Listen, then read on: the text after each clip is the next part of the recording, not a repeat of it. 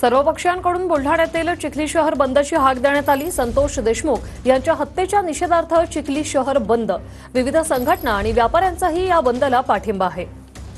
आणि याचा आढावा घेतला आमच्या प्रतिनिधींनी, पाहूया। बुलढाणा जिल्ह्यातील चिखली शहरामध्ये आज कडकडीत बंद पाळण्यात येणार आहे। आपण बघू शकतो की आज सकाळपासून या ठिकाणी व्यापाऱ्यांनी आपली संपूर्ण जी दुकानं आहेत ती या ठिकाणी बंद ठेवलेली आहेत।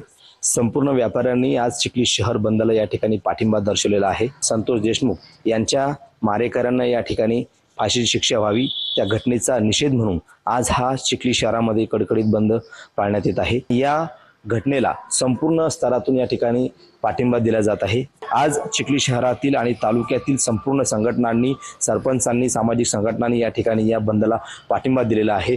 आणि 10 वाजता या घटनेचा निषेध म्हणून या ठिकाणी श्रद्धांजली सुद्धा संतोष देशमुख यांना या ठिकाणी देण्यात येणार आहे। कॅमेरामन निलेश देशमुखसह गणेश सोळंकी, TV9 मराठी, चिखली, बुलढाणा।